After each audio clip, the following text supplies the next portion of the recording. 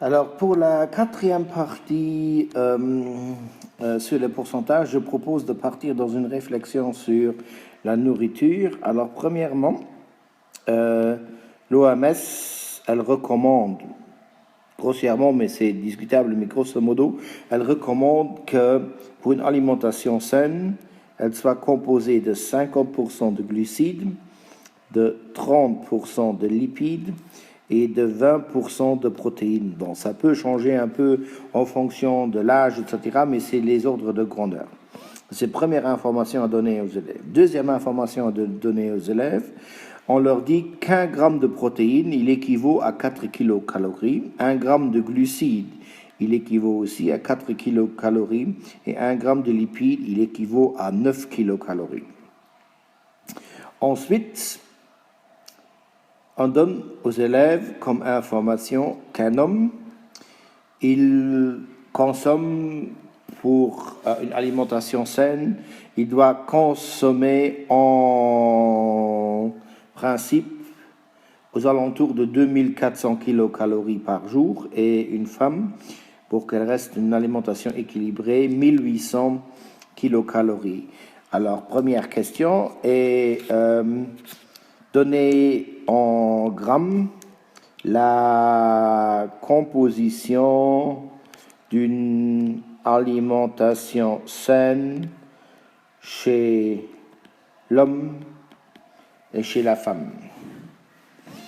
Deuxième exemple, on pourrait donner aux élèves 3 étiquettes, par exemple des étiquettes de chips, des étiquettes un plat préparé avec la composition en lipides, glucides et protéines pour les autres, et un plat préparé ici, et là, je ne sais pas, un sandwich.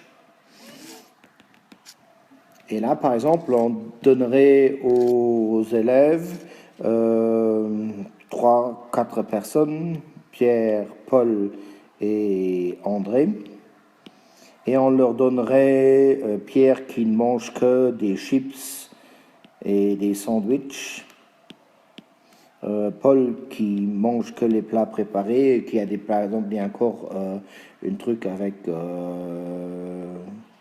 des végétariens. Bon.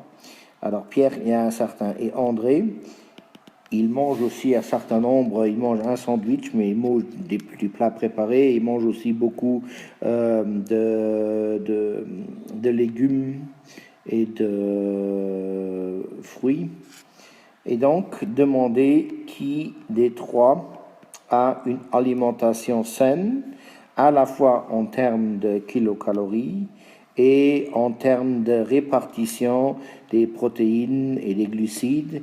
Et pour cela, on pourrait mettre en place un tableau avec Excel, où on mettrait les protéines, les lipides et les glucides, où on mettrait par exemple ici aussi les différentes nourritures qu'il y ait.